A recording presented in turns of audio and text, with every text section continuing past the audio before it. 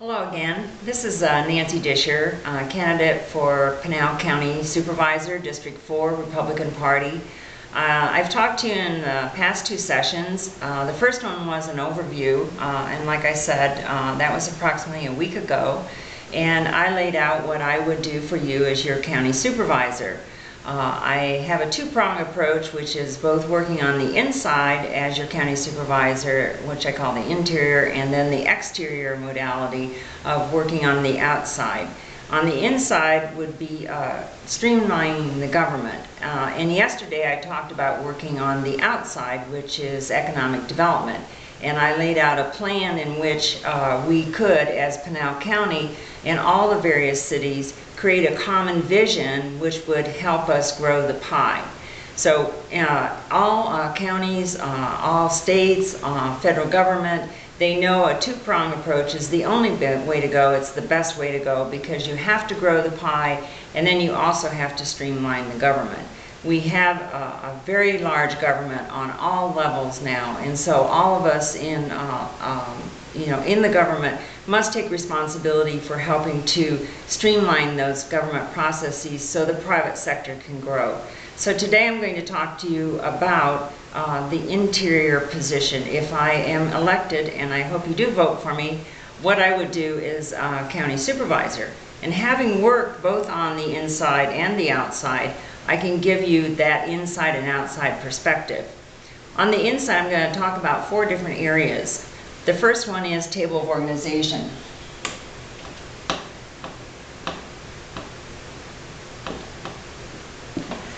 The other three are going to be legal, legislative, that's the second one. Financial is the third, and then business processes is the fourth. So on the first one, the table of organization is something you must understand when working for a county. And companies have table of organizations, governments have tables of organizations, and they're all really a little bit different. But you must understand them if you are going to streamline the government, what kind of table of organization you're working in. So in Pinal County, you have the board of supervisors. And that's your governing body. That's like having business directors, board of directors for a company, a corporation, where they're going to be responsible for the government or the business practices and the outlay of money. Under that is the county manager, who is Fritz Bering. Now, the county manager has a table of organization under him, and sometimes the board of supervisors has an offshoot where they may have someone like the sheriff reporting directly to them. The county manager may have just the department heads, and they may have under them a whole cadre of other folks reporting. And usually the department heads are the financial, legal. You may also have another branch over here, which is the county attorney. But the county attorney in many counties can also report directly to the board of supervisors. This is important to understand because when you're trying to streamline the government, you need to know where the business processes are flowing.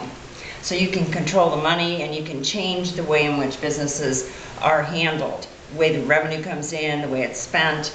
So this would be the first thing any county supervisor wants to know. So I'm telling you, I am aware of this, and that would be one of the first things that I would want to totally understand. And I think I understand most of it right now. But you never know. There are different ways in which organizations, counties, governments, businesses practice.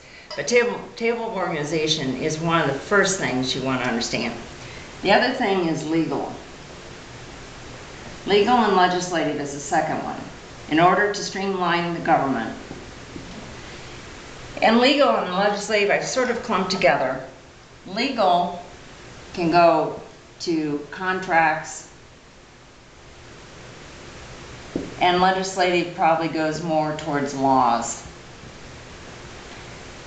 When we have contracts in the county, the county attorney, the contract manager, you need to find out exactly who handles all that.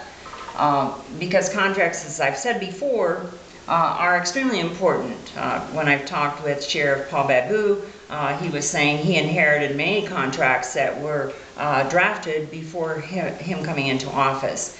And those contracts apparently did not give him any kind of slide safe for economics. We've had a downturn, gas has gone up, overtime, salaries, pensions, whatever. So the legal is we need to understand not only the contracts, but there's a whole cadre of laws and legal activities that the county supervisor must understand when they're sitting in that table of organization and trying to weigh in on issues.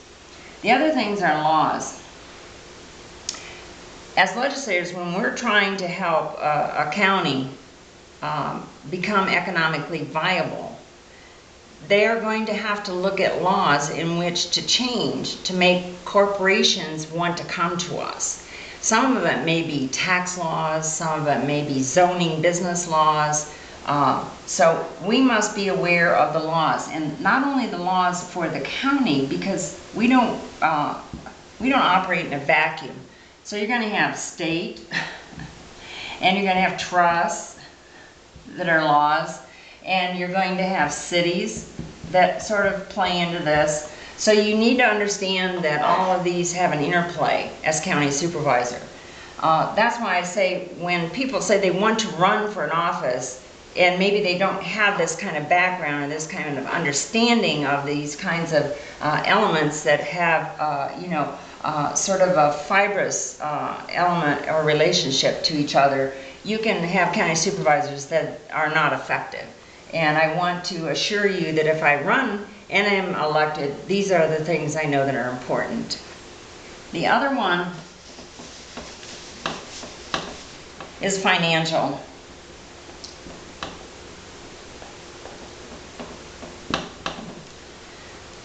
When you have finances for a corporation, you can have public, it can be privately held, whatever.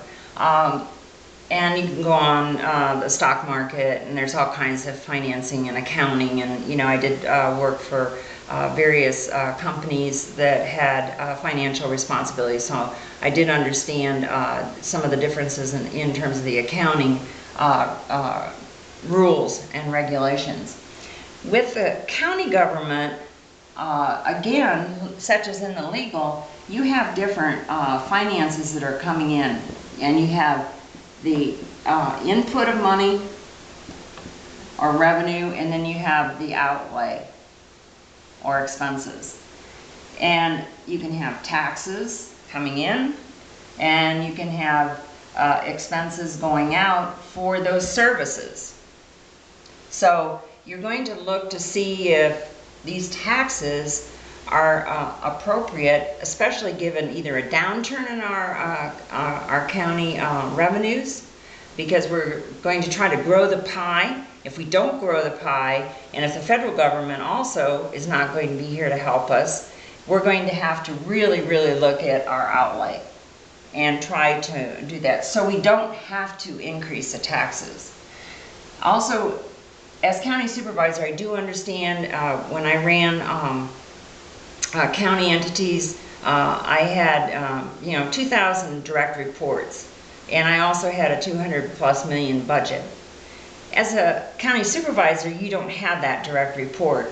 You have to be an influencer with Fritz Behring. Fritz Behring is probably going to be the one that's going to be reporting to us with his finance officer and whatever.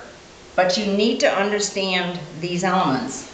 There's also state money, there's federal dollars, and you're going to have activities that come from city funding, but it's going to be a little less of a direct impact, but you still have that coming in. And then there's all kinds of contracts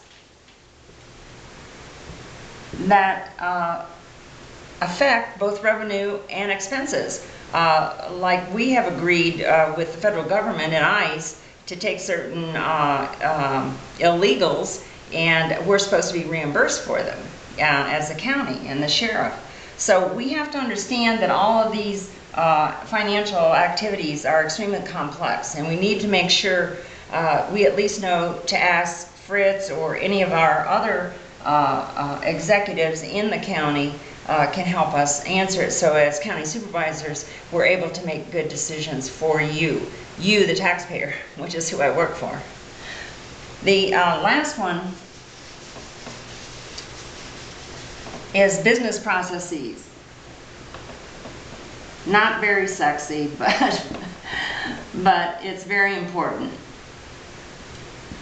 Business processes means, when I talked about working in the internal, is there's a worker and there's work.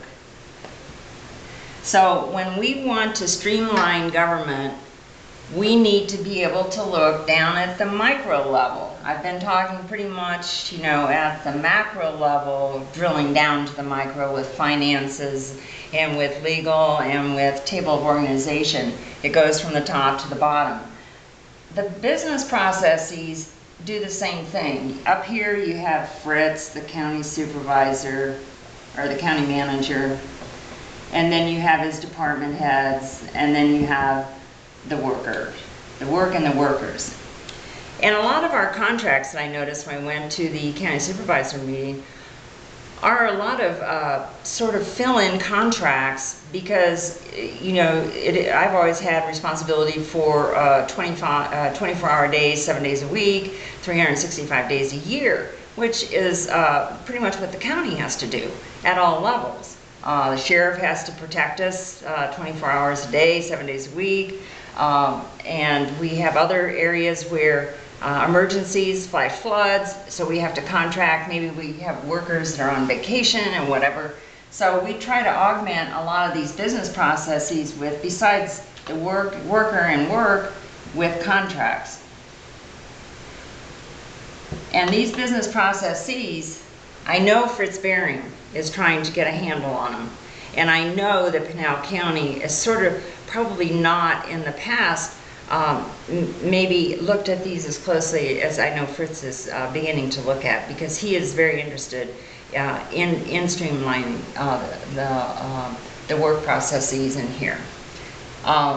So this sort of is very, very basic, but it's so important. I did work, got a grant from the NIH, National Institute of Health. I did do business processes in the healthcare setting, measuring management of time for both the patient and also the nurse or worker.